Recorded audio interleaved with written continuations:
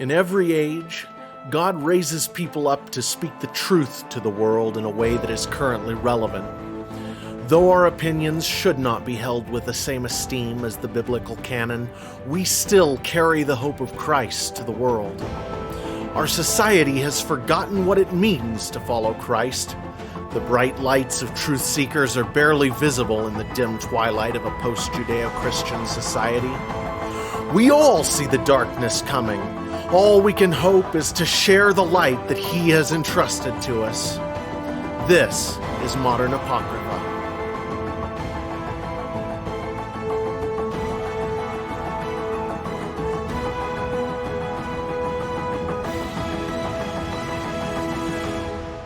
Hey, I'm Jared.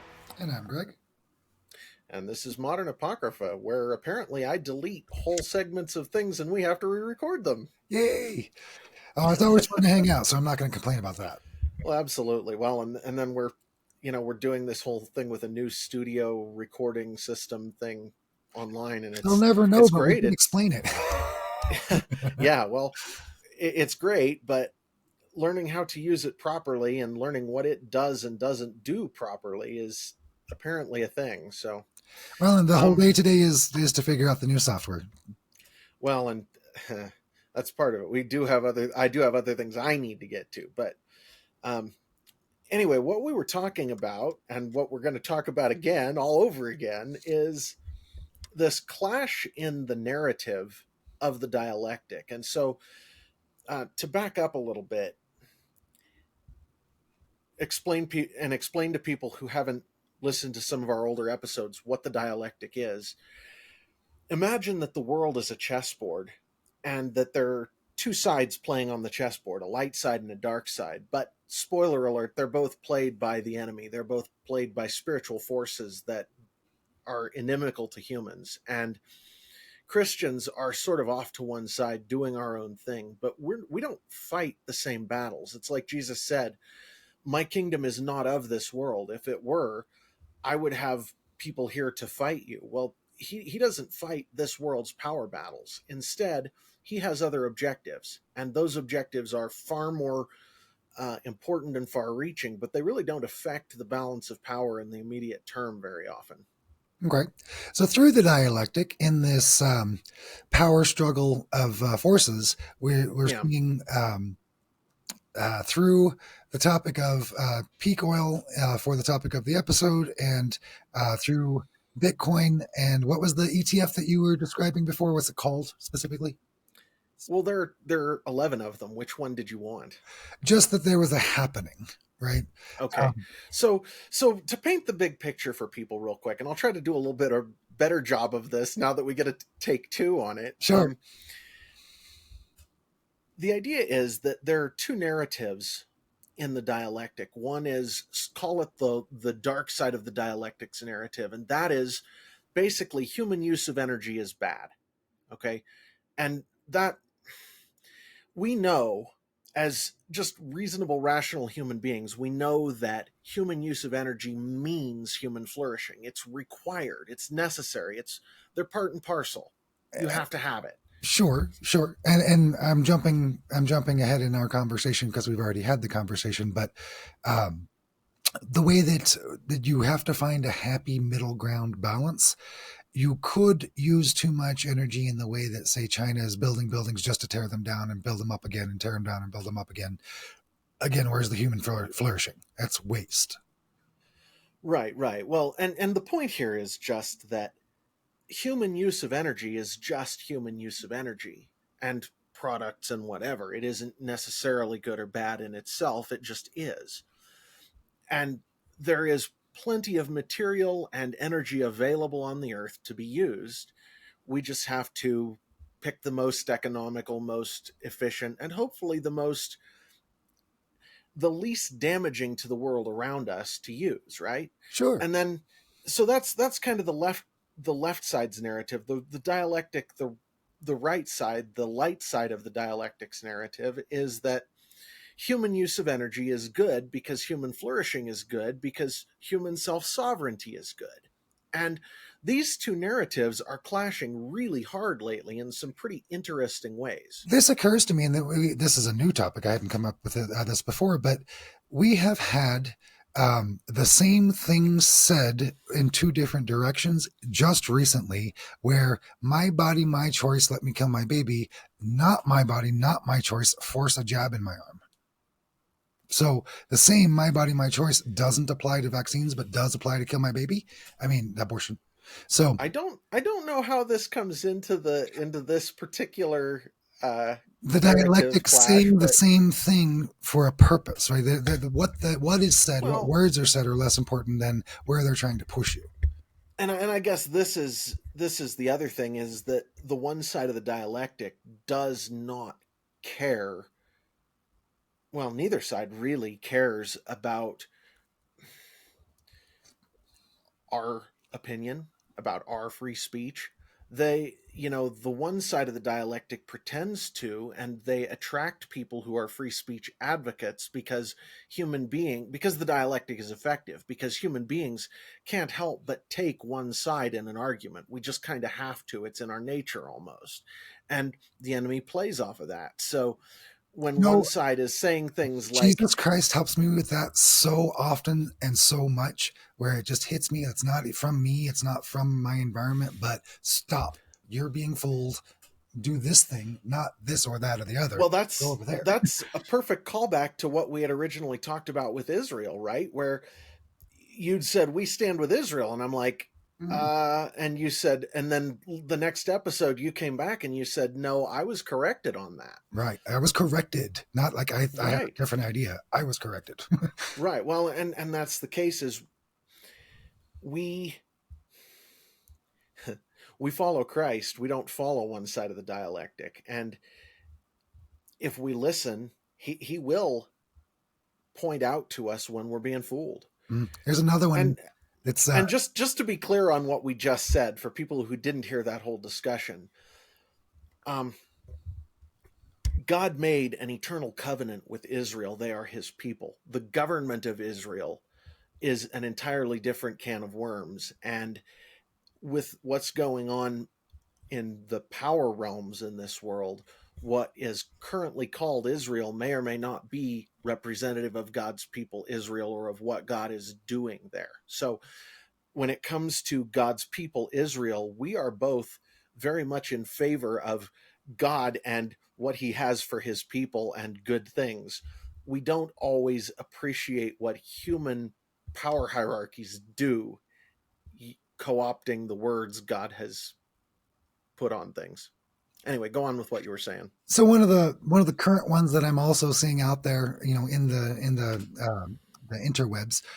There was a question asked, and I believe it was Elon Musk. Don't quote me on that, but I think it was Elon that had answered back, with the way things are now, if I've got two applicants in front of me that are qualified for the position, one of them's a white guy and one of them's not, of course I've got to hire the not white guy, because the way that, affirmative action, he fits more boxes, I've got to, right? I'm admitting I would, not that I'd care to, but I would.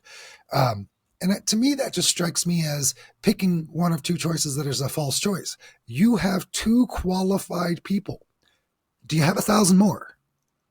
Can I get 20,000 more? This is Elon Musk we're talking about, or Bill Gates, or anybody else that's got $1 billion in their pants, right? You got $1 billion. How many qualified people can I have? Not do I take one or the other? Remove that from your head. That's somebody else talking. How many can I get? Well, depending on the task, that's certainly the case. You If got smart people with a brain in their head. I can find a job for them. Well, that is the case in some sense, but that actually runs up against my Christian beliefs in some ways. And here's what I mean by that. As a Christian, God knows what it is I need to do. I spent a lot of years working with a very talented group of guys, a very serious, very skilled, very talented group of guys building machines that are complicated machines that make food. And it was incredibly difficult for me. I was plenty smart for the thing. I could do a good job. I made enough money, but the problem was Well, there were two problems, but one of the big ones was that God did not make me in a way that would call to me. I could do it, but it wasn't the place where I was going to flourish, where I was supposed to be. And now I'm kind of moving into that. And I was just upstairs talking to my wife, and man, it is so different. It You is want to wake so up. different. It is so much better. Yeah. You want to wake up every day. You're excited to do something every time. And I'm excited to write new stories, and yeah, we need to go over some of that later. Even, I mean, we've got, you know, interesting things coming on. It's fun, it's enjoyable, and it helps people, and that's amazing. there are a lot of positives there. Um, and for those people that, you know, maybe they see the good in other things, there are lots of things. I do feel like the vast majority of people I've ever met are always in that space that they'd like to be good. Right? They may not understand how to get there. They may not understand Sure. religion. They may not understand exactly how to put their finger on it, but they want to be good. Well, and that's true to a point. They want, okay, so this is a bit of a rabbit trail, but let's hit it real fast and then we can come back to the main topic. Um People don't want to be good. They want to feel like they're good. They want to feel like the hero of their story. They want to feel like the good guy. How they actually are is a lot less important to them unless truth is important to them. And so most people, whether it's Bill Gates or Elon Musk or Klaus Schwab or you name it, they feel like the good guy in their personal story most of the time. And it doesn't matter whether they're That's a actually special doing good cast or of human not. beings you picked there. Huh? That's a special cast of human beings you picked there. Right. I'm talking about people who are kind of outside of the realm of other people's influence to a degree where they can kind of set their own rules. I It's the same is true for you and me, but we operate under a lot more constraints where we got to feed our families, man. We got to take care of the people around us, and we are a lot more subject to outside pressures than they are. They kind of decide what they want. They all feel like the good guys whether they are or not, and none of them are. Even though they feel like it, even though they have engineered their world to feel like the good guys, they're not, because they're less interested in the truth than they are in feeling like the good guys.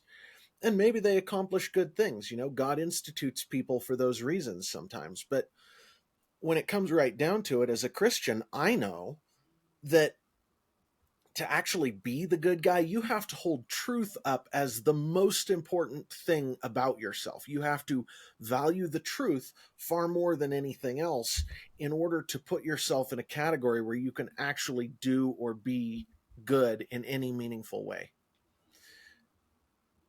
have to agree. Um, the Not just the seeking of truth, but even the seeking of a proper definition of the concept. Right? You can't just Yep. hear it and say, "Oh yeah, right." Once you stop, Oh, this is my truth. yeah, my truth. Oh, good God. Oh, good God. Yeah. So Had you ever expected me to say those words? yeah, I would never present my truth. I would present God's truth or the truth as I see it, or yeah, The best that we can do, the best we know. This is the truth as best we can determine. right. So far as I can tell, there is no lie in this. Right. And there are places where I'm wrong, but it's really hard for me to change my opinion when I've spent so much effort coming to it, which sort of brings us back around to the current clash in the Done. narrative. So we've got the one side of the narrative, which is um, human use of energy is bad because human use of resources is bad because humans bad, is basically the narrative. And the other side is human flourishing and human energy are good, which is much closer to the truth. It's almost right. We have to have some amount of stewardship and proper use of those resources, right? That's sort of the clash of the two ideas, where you would hopefully get a proper balance, but you can't, because really you need a perspective that includes the Almighty God and what He wants of us and how we ought to treat His world that He put under our dominion, because that's the only perspective I can think of in which we can come up with a healthy way to use resources. But the point is still, you've got those two sides of the dialectic, and they're really pushing back and forth. And one example of that, and if we want to take a break in about 15 minutes or so, but before that, let's talk about Bitcoin for a sec. Right. So in the same So, concept with the Bitcoin, the way that um, your body, your choice meant one thing on one topic and meant a different thing under another topic so that they could get their way. What is it that you're telling me about the Bitcoin fight that has a left right lean that they, and why do you think that they're saying what they're saying? What's the end goal they're aiming at? okay, so I'm finding it really interesting because we've got this sort of political divide where, um, just for anybody who doesn't know, there have recently been 11 Bitcoin ETFs approved. These are Bitcoin exchange traded funds. And just to explain to the audience who doesn't understand what that means, financial institutions and big companies can't directly buy most products. Instead, they have to buy a sanitized version of it that's owned by a custodian. So whether it's gold or lumber or steel or copper or whatever, they have to own a company that owns a specific amount of that, that's usually held by an entirely different person. But the idea is that if you own this ETF, you own a certain amount of this thing, whether it's oil or gold or whatever, you own a certain amount of it because the ETF company is required by law to own a representative quantity of that thing that you then are, quote, owner of. Too many counterparties in there for me. I don't like it, but that's how they do things in big money circles. And the government, because it is kind of under the control of the left side of the dialectic right now, it's under control of the dark side of the dialectic. It has been resisting putting in these Bitcoin ETFs for a long time because Bitcoin bad, because Bitcoin use energy, because Bitcoin good for human flourishing. The left side of the dialectic, the woke side, doesn't like it. Interesting that that's So, a verbalization about it, but I don't feel like that's the actual reasons why they say those things. They say those things as a cover for what they actually want, which is control of money. well, and that's, yeah, that's right. They don't But see anything. here's, They don't care about the amount of power. They don't care about the amount of waste. They don't care about how many billions of dollars they give to some terrible country that's going to use that to just literally bathe in their own poo. Right? It doesn't matter to them. no, it doesn't. And you're right. I think that at base, their motivation really is power over and control over the money, because the dark side of the dialectic is more characterized by tyranny, where the light side of the dialectic is more characterized by individual human flourishing and self sovereignty. Um, and so the dark side of the dialectic has not wanted these Bitcoin ETFs approved, but a US court came back to the SEC, the Securities and Exchange Commission that oversees these things, and told them, either you come up with a good reason or you approve this stuff. Your constant denials of this are not going to stand. So the court actually ruled in favor of the light side of the dialectic and is allowing these Bitcoin ETFs to go into place. Now, there are a couple of things that go into this, but the one that's the most obvious and most interesting is that there are a couple of huge financial companies. One of them is Vanguard. They have $7 trillion worth of assets under management. That's company portfolios, that's people's retirement, that's all the different things you can imagine that are financial products. They manage those for people. That's Vanguard. And they have an insurance division and they have a banking division. They have all the, they're a huge financial conglomerate company. Um, And then Merrill Lynch, which is a subsidiary of somebody you know, and I can't remember the name off the May I hand. offer a reason why the dark side would change their position? Just as To a what? their position on including the ETFs and approving it, right? Acting like they don't want it approved and, oh, it's terrible, even though it's happening. The reason that they would likely include it or want it is the idea that you take your money out of their pocket and you put it into your Bitcoin because you trust Bitcoin and Bitcoin is not under their control. So now they don't have the funds to invest in whatnot that they were having before. They need to keep up with the younger generation and where their money is going. So if they can get everybody You would under a Vanguard Bitcoin, then they can vote 200 million people as one person with one button press. And then you'll be one person fighting their 230 million people because they're all giving up all their rights to Vanguard through the. you would think. I, You would think, but that's not what's happening right now. okay. What's happening right now is that Vanguard and Merrill Lynch have flatly refused to allow any of their customers' assets to go into any Bitcoin ETF. So if you want your assets to go into a Bitcoin ETF, you have to remove them from the management of Merrill Lynch or Vanguard. You don't have a choice. I see. And it's because they see these Bitcoin ETFs as morally wrong, or that's the excuse. But as you said, the base reason for that is that they want control over the money.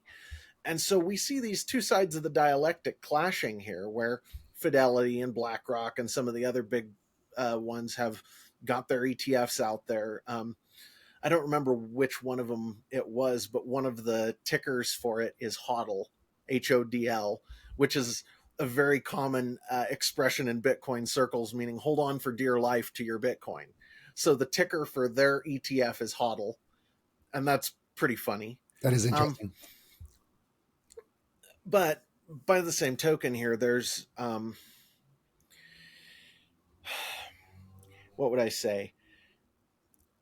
On the other side of this ETF thing is very interesting because it is, in a sense, a play by the powers that be to put pieces into place to eventually be able to control Bitcoin itself. This is the beginning of that movement. Okay. Okay. There's also a question I see in this particular topic where I've heard it said that if there's one free speech platform, it forces everybody to accept free speech because you have something to compare to. If you've got one real money system that people are putting their retirements into, how long does it take? Half a generation, a quarter of a generation before everyone goes, well, I'm not going to put my money in anything else. 2 years, 5 years, 5 years max. Before they can't mess with it. It's worth something. They can only mess up their own currencies, right? So that They don't have a choice. And this is one of the things about Bitcoin that is really entertaining to watch in some sense is the game theory of Bitcoin is a force of nature, man. You see BlackRock and Fidelity and some of the others getting into it. I don't know how long it will take for Vanguard to be forced to play the game, but the bottom line is when you can own the hardest currency in the world, the harder that currency gets and the scarcer it is. And right now, there are people who say that Bitcoin has perfect scarcity, but that's nonsense right now because the supply is currently increasing. There is currently internal inflation, which means that the way it acts on the market in an actual sense is not quite as hard as it will be in the future. We're coming up in the next 2 months, 3 months on a halving. And a halving is when the amount of Bitcoin that's awarded as a base block reward for mining Bitcoin is cut in half. And what that means is that the internal inflation rate of Bitcoin is cut in half. And it will be the scarcest asset in the world at that point, as far as I can tell, the scarcest divisible asset, right? You've got things like the Mona Lisa and Starry Night, these paintings that are absolutely scarce assets. the original is a one of a kind, but they aren't divisible. They aren't something that you can buy some amount of without counterparty risk. Like, a conglomerate of people could buy Starry Night, but who cares? That's kind of weird. Nobody really wants to do that. That's not how humans work. But if you can buy a Bitcoin or a part of a Bitcoin, if you Bitcoin really is just 100 million Satoshis, 2,200 Satoshis in a dollar. If you can buy a million Satoshis right now, if you can be a Satoshi millionaire, who cares? That's yours. You own that. That's a human thing. We like that. I see. I see. Yeah, the only time that you would group purchase a high value asset is to store and resell and split the profits. That's the reason for doing so. I guess the other Yep. reasons might be that you have a, cultural um, attachment. Say we had the first American flag, and we got a bunch of Americans Sure. together to put in a museum because we cared. Right? That could Yeah. certainly happen. hmm That could certainly I happen. could I could totally see that. Plymouth Yeah. Rock. We saved Plymouth Rock. Yeah. But the point is, we don't think of that as money, where No. we think of gold as money. And right now, Bitcoin's inflation rate is slightly higher than gold's average inflation rate.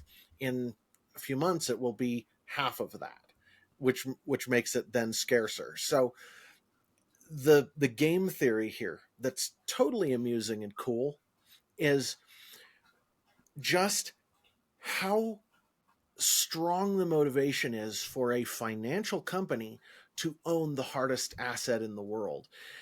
They don't even realize it, but the fact that they're getting into Bitcoin is required because other people already owned it. They were getting pushed out of the market slowly. And once one of them owns it, then everybody who's competing directly with them has to own it, or they get pushed out of the market more and more and more rapidly as people come to the realization of how valuable it is. And that's the And idea it's of going to like a department store that has the other things you want as well as the main thing you want. So once you right. got all the products, if you don't have a product, people stop shopping with you because they can't get all of their shopping done in one spot. It is another That's it. human psychology issue. Yep. You said it. And you know, so that game theory, it will be really curious to watch and see how long Vanguard can maintain this stance. My guess is less than a year.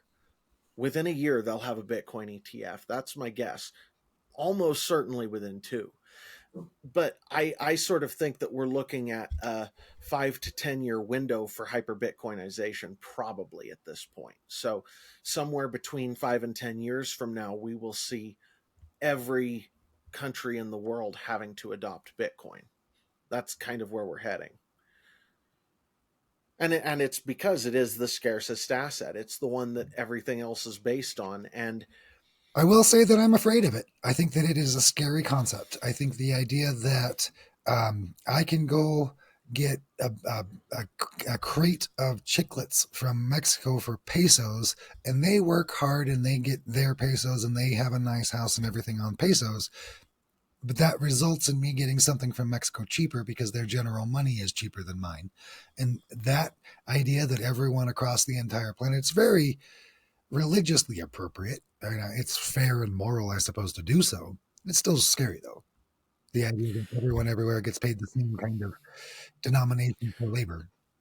well, and I think, when we had a gold standard, when technology was moving slow enough that gold could keep up with the need for cash flow movement, and that allowed for a gold standard, which we don't have now. We can't do that now. There But are when it other was issues. possible, huh? There are other issues. Like what? When gold was the standard, there was no way possible that pick a country, a Kenya, someone from Kenya could look at their phone and or any paper, any media source of the time and know that someone in Delaware was getting an ounce of gold per bag of wheat and they were getting an ounce of gold per cart of wheat. That's effectively what I just said. Okay. That that money and information move too fast now for gold to be an effective unit of exchange. It can be a store of value, and it probably will for a very long time until But that doesn't address the idea that the guy in the place that is where all of the wheat is will have a lower price for wheat because it's all sitting there, and the guy that's buying wheat in a place where there is no wheat pays more for it. yeah, There's no and explaining that to the people of the world that are getting the less money. They don't care. They don't understand. so what? So they die, Who cares? starve. Yeah, okay. That's a The problem. point is that doesn't, well, except it's really not a problem because, well, it's a social problem, same as any other problem we have, but it's not really a physical difficulty. It's a social issue. We have everybody in the world is capable of producing enough value that they could eat in a way that is not actually destructive to themselves if they had the culture and the values that allowed it. But culturally, we don't have that. Um, Anyway, so my observation was just that this game theory is going to be fun to watch. And right now, we see this clash of narratives where these two big financial companies are just refusing to own Bitcoin ETFs or to let their customers use Bitcoin ETFs on, quote, moral grounds. And that's interesting. Very interesting, very unusual perspective. I am not entirely sure. I'd have to do a little bit of research to see when they began, but I do feel like we've got some financial institutions that were co opted into the FBI CIA during the Bush Jr. years when we basically nationalized 401ks. Well, you've got it kind of backward there in a sense, in that yes, there is an interpenetration of government and corporate, but which direction the instruction flows is a very big question. There's got It to doesn't be come from the government anymore. There's got to be some exceptionally high level handshaking to get to be the Vanguard or the BlackRock or whatever company name that goes for Walmart's 401k and Target's 401k and those companies that are so big that the employees have no understanding of their financial institution. Right? When you've got a company of thousands of people, then those companies' connections require such a big wig handshake that it's not like you or I could get that contract. No, that's true, but the point is it's the companies controlling the government more than the government controlling the companies. There is interpenetration there, but it's the direction of it. It isn't that the government has taken them over. That's or that the CIA has taken them over. It's way more complicated and way more messy than that. And with that, you want to go to a break? We certainly can.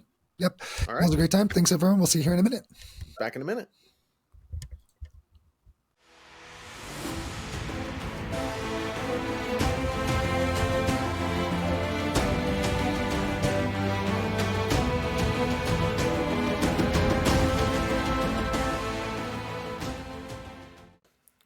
Modern Apocrypha is brought to you by Brightstar, the forthcoming book by me, Jared Michaud, due to hit shelves April of 2024. For pre-release copies, head over to e6universe.com. Use the promo code Israel for 10% off with your order. I'd like to take a moment to thank all the people enjoying Modern Apocrypha. As many of you can see, I'm an avid coffee drinker, and I've been drinking North Arrow coffee for a couple of pounds now. You can find North Arrow coffee at northarrowcoffee.co, all one word, where they list coffee of the month and how green coffee is handled. I've been enjoying some of the number 4 Honduras and some of the number 10 Peru, available at northarrow.co. If you'd like to help support us even more, you can use discount code E6 for 10% off your coffee order today. Thank you.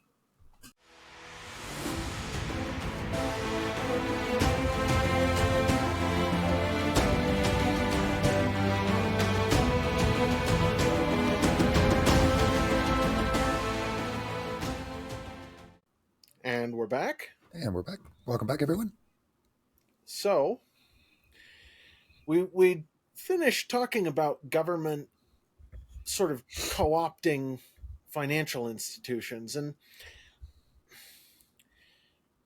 I think that the problem with this is that people are used to thinking of government as being the directing force. Government is where the power is. Government is where the decisions are made, and everybody dances to the government tune.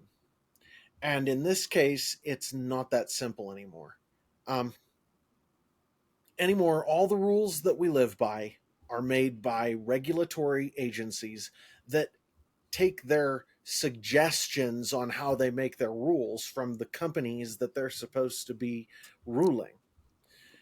The big companies are the ones who decide what the government's rules are and how they're changed in today's world. And that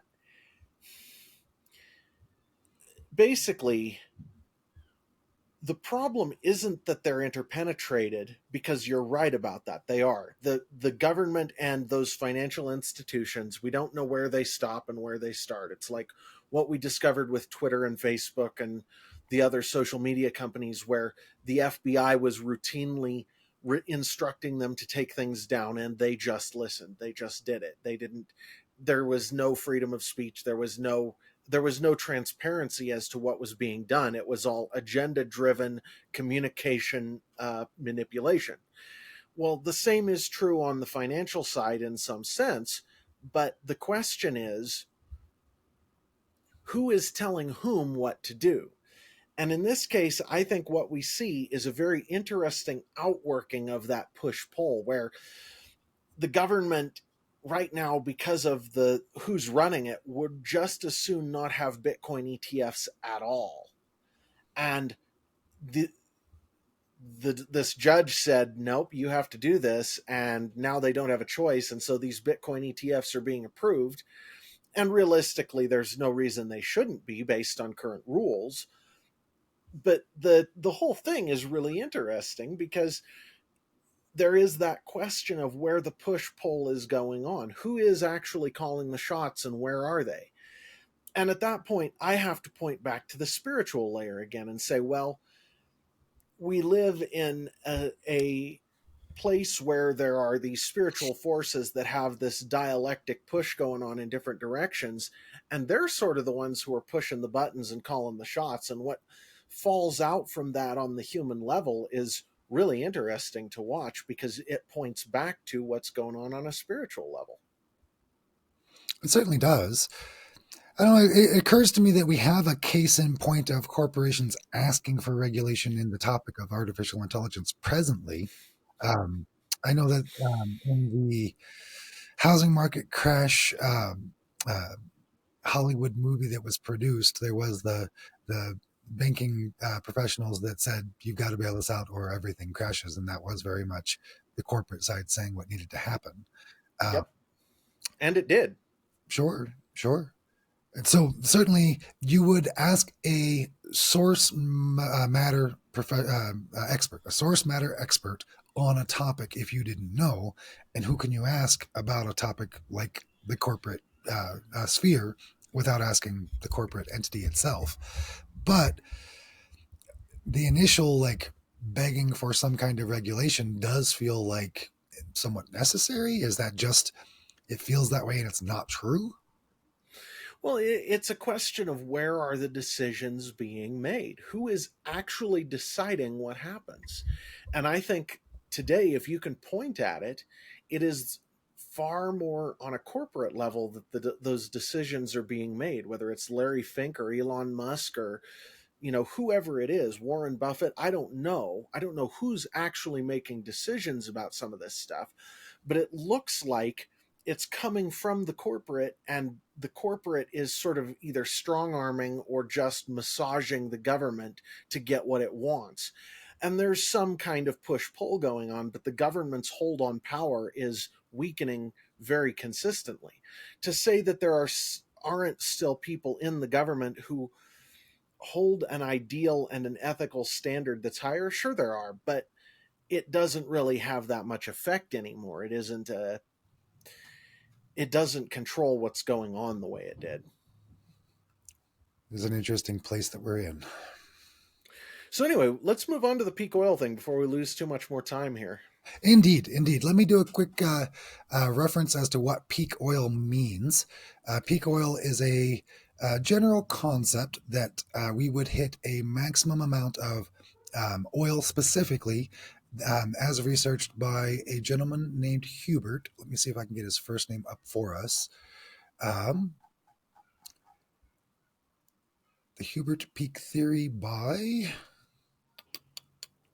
what is the gentleman's first name? I should have looked it up before we started. Um, Does it matter? it does. It isn't terribly important for his full name, but he was born in 1908, died in 1986. He Mm-hmm. is sort of a previous generation thinker. He worked for Shell, right, in Yep. an oil company, and he had the idea that we would hit a total amount of oil. We wouldn't be able to get any more at some point, right? We'd have the most we were ever pulling out of the ground at any one time. And then it would start to decline. Right. And then even if we did everything we could, we would never be able to pull that amount out of the ground again. And Right. then Well, that, what you're talking about is a throughput measure, not an amount measure, right? So it's a case of how much are we getting at a time, or you know, how did we pull out this year, and we'll never match this year again. right. So That's what you're saying. we have 100 million barrels, 200 million barrels, a billion barrels, however many, pardon me. Whatever it is. And that number would be the a maximum at some point. And then that was grabbed by college lefties Yep. and misinterpreted in some way. Certainly, the 1950s technology from the gentleman that was born in 1908 wouldn't apply to 2025 technology anyway. In addition Yeah. to that, um, if you actually look at the predicted numbers, they don't even Hmm. line up. We produced more after was predicted, right? So it was a poor Yeah. prediction to begin with. Well, and actually, when you go back to the base of it, in a sense, he was right. There's just one little term you have to change, and that is with current technology and technique. And so, just so people understand how the economy actually works a little better, if you have a particular technique for pulling oil out of the ground, that doesn't mean it's the only way you can ever do it. What it means is that it is currently the easiest and most economical method that people have developed in a way that they can use at scale, right? So when that method starts to fall off in capability, what that does is it forces the price of oil higher, and then people start to do R&D to develop new methods because there's money to be made in making oil cheaper, making oil easier. And you can actually broaden that out and say energy. So what you're dealing with here is a supply and demand function where as things get more difficult and more expensive to do, there is more pressure to do things in a more economic fashion. So you'll have these waves of supply and demand where you can get things easier for a while and then it's a little harder and they work out a new way to do it, or they start to move to a new material. So here's another example. It used to be that they always used platinum in car exhaust systems for um, a particular catalyst. You have to have a catalyst for pulling the for burning the exhaust properly. Okay, they always used platinum, but platinum got to be so expensive. They started looking around, going, "What else can we do? How else can we do this?" And they found palladium. Okay, palladium is a sister metal. It works similarly. You have to do things a little differently. You have to retool things a little bit. Your process is a tiny bit different. So you can't do every year. If you're going to do all platinum, you can't just substitute palladium straight up. You have to do the process a little differently. But the market pressure got to be enough that it was cheaper to use palladium, so they moved over to using palladium. And this is a great example. And then it moved back, okay? Because you start to get these places where you can get more of the one than the other, and it moves back and forth now, which is kind of interesting. But the point is, as market demand for something goes up and the price to produce it goes up, people are incentivized to find a new way to do it. And because of the ingenuity God gave human beings, we're always going to find a way to accomplish the goal given time and opportunity. And people, individuals who are, looking for, they're hungry, they're looking for a way to make their millions, whatever, they're looking for a way to make their money, they have a good idea, they'll go out and find a way to get around the problem, whatever the problem is. And that is the basis of the economy. That's how the economy works, and Sadly, that's most why it often, works. most often I find that the challenge that is overcome is just changing the name. If it were Steve's catalytic converter with palladium and Joe's clean air services, they didn't call it a catalytic converter because there were rules and regulations about catalytic converters. But catalytic converters use that metal. This doesn't use that metal, so it can't be that, right? You can just change the Sure. name. We could have done the same thing with oil because there's bitter and there's sweet. They are a different thing. But we want everything to be the same because we've got the petrodollar. So keeping everybody and everything in the same bucket and not allowing it to be classified as anything else keeps anybody from using any other monetary source. Sure. And so, anyway, as far as peak oil specifically goes, this notion that there would be a peak production at the with the current technique, and then the technique would change is correct, but that there is a peak total production totally ignores the idea that when there's market pressure to find a new way to do something, we'll find a new way to do something. It's like the horizontal drilling that they developed and the fracking allowed for a tremendous spike in the production of oil. We've got way more capacity to produce it now than we do to use it. It's just we don't have the economic impetus to go get it. And if let's say the peak oil people were correct in that we were going to run out, which I don't actually think because of abiotic oil. We can get back to that in a minute, though. Let's say we were going to run out, then the impetus would be find an energy source that can do the same thing as oil, that is the next cheapest thing to produce, and then iterate on it until it's cheap. And this is actually where Bitcoin comes in. We talked about Bitcoin being sort of a pioneer species for energy, so it goes and finds the cheapest places to produce energy. Mm-hmm, mm-hmm. Well, if you're looking for that, that's a great way to get it, because Bitcoin's going to go find it, man. So in reality, what we're actually doing is we're just creating market pressure to create energy, and human ability to create energy is not going away. We'll just find better and better ways to do it because that's the way humans have been designed by their creator. Now, when you talk about things like peak oil, though, that's assuming that oil is a fossil fuel. And I hate that name. real quick before we, I hate that word. The naming structure is a falsehood. you know where it came from? It came from Rockefeller. Did it? Yeah, we'll get into that one second. Let me put in one thing real quick here first, just as a principle for people.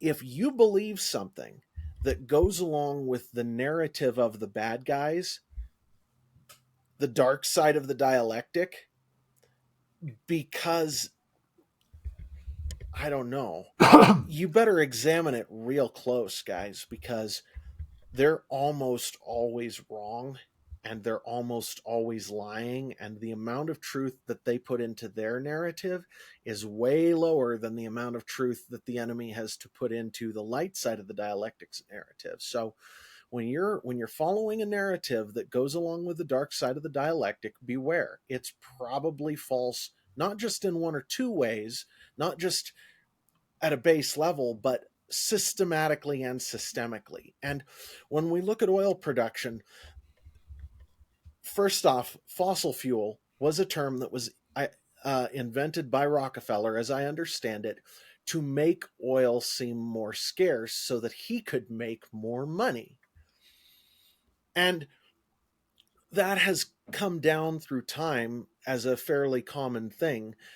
But the reality is, when you look at the sheer amount of oil that we both have pumped out of the ground and that we have um, that we know is still in the ground, the sheer quantity of it, there's a magnitude problem to start with. The magnitude of the biological material that would be required to create that, if you're assuming that it was buried from being on the surface in the Great Flood or something along those lines, which is what most Christians would assume, then you've got a real problem, because that quantity is orders of magnitude too high. We have too much oil for that. It's not feasible to have that much vegetation buried in all of the catastrophic events in all the history of the world put together, divided by 1,000. I mean, it's really, really disproportionate. The oil has to be coming from somewhere else for us to have as much of it as we have. There's no way around that. Okay, so that's a magnitude problem. And then there's the case that when you look at a lot of the narratives, like I'll pick your favorite narrative that the left likes to push, whether it's the climate crisis or evolution or what have you. When you find a narrative that is common in the mainstream, like this oil is a fossil fuel narrative, you have to go look under a rock somewhere to find the reality, the truth of it. And when you start to explore it, it starts to make a lot more sense. I remember reading a paper a while back by a company that was based in Sweden. Guy was doing abiotic oil research. He managed to create some in a lab, and it was done using, I don't remember, it was a temperature pressure thing. Chemicals were transmuted into a petrochemical form, into carbon form, carbon fuel form, a hydrocarbon form, I should say. And so he started theorizing about it and thinking about it and going, well, what if this doesn't work the way we always thought it did? What if instead this is produced chemically within the Earth's crusts by the pressure and temperature at particular depths? And if that were the case, how would that look when you would start digging in these particular places? So he came up with a way to predict where he could drill to find oil just based on the patterns that it should be creating in the Earth's crust. And guess what he found? He found oil. And the reality is, when you don't want to believe a narrative and you go looking for The truth. the truth, alternate sources, things that might conflict, and you actually read them, they make a ton of sense in this case. So not only was the peak oil narrative wrong in principle because of the way human beings work and the way God made us, it was wrong in detail because oil isn't nearly as finite a resource as they would have you think. Instead, it's actually kind of just a function of the Earth's natural processes. It creates it. And there's a tremendous amount of it there for us to use if we want it. And, well, even beyond that, if we get past where we can use the oil that's there, that just puts market pressure on finding a better way to do energy. And, maybe nuclear fusion isn't realistic, maybe it is, but one way or another, we have had these massive scientific advances as time goes on. The odds of not finding another viable way to produce energy are pretty low. We'll find other things that work and that. Well, the connection of story plot lines there, I'm positive that the gentleman was correct about his report for Shell and what Shell was going to be able to make a profit on. I'm sure he was correct for Shell, not then translated across the entire globe for everyone everywhere across all time frames. Well, and with the current technology, and that's the other key is technology tends to, they say necessity is the mother of invention. The idea is that when you have to invent something because things are getting difficult, that's what impels you to do that. And we find that to be true over and over again. So I don't, I just don't see a good way to get around this. This narrative has flaws at every level, and we can't. I think we'll get around it generationally. When the people that are mistaken pass away, then we'll get past it. I think that it's too useful for the enemy because they have these call it fear porn. They like to use fear porn to motivate people. It's like the climate change thing. It used to be that we were going to have a huge drop in global temperature, and then they change their narrative. Oh, we're going to have a huge rise in global temperature, and then you get the whole carbon dioxide thing. And really, when you actually look at the facts, it's just the world working the way the world has always worked, and we don't have nearly as much effect on things as we think we do. And the system tends to naturally balance, because when you add more carbon dioxide to the air, you make plants healthier, a lot healthier, and they consume a lot more of it. So it's a self-balancing system. Sure. Go figure. Who would have thought? God put us in a world with an elastic self-balancing system that responds to us and preserves our environment. Hmm. Yeah, who'd have thunk it? Who'd have thunk it? Oh, anybody that is of the faith. Right. Well, not It's everybody who's interesting of the that faith. There are plenty of people who are fooled by this stuff, and totally. I have nothing. I have nothing. If you're in the position where you believe this or believed this, or I'm giving you food for thought or whatever, this isn't a criticism of you. This is just one of those things where God gives us opportunity to learn, and we're all going to die wrong about things that matter, and this really doesn't matter that much compared to most things. I So read the article. learn. They're not trying to let you hear about it. Right. Well, go learn. Go, you know, expand your view on things, and solidify your foundation. That's great. Do that. I hope that's a positive contribution for you. What I hope doesn't happen is that I hope people aren't emotionally attached to their, we talked in one of our previous episodes about people getting emotionally attached to ideas and how that tends to unbalance you.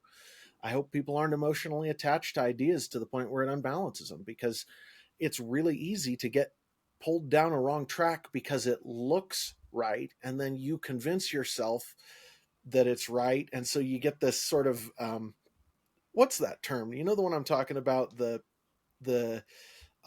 cognitive bias uh, that makes you confirmation bias.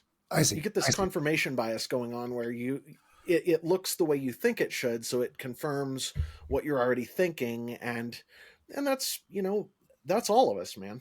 Oh, We yeah. all tend to do that. Absolutely. Absolutely. And if you've lived in a particular idea for a very long time, you could have built enemies based on their opinions in opposition and built an entire life around a wrong thought. Well, and politics is kind of in that position right now, right? It's like I suppose it's the subject for the next podcast or another podcast, but it's like politics right now is like politics in, what was it, the year 432 or 532 in Constantinople, where uh, the fall of the Byzantine Empire was the next year, and the previous year they had turned away the guy who invented the cannons that were going to be used to tear down their city. Yeah. So the idea is, right now our politics is in a place where we have a technology that is about to flip all the power games in the world on their heads, and people just don't see it yet.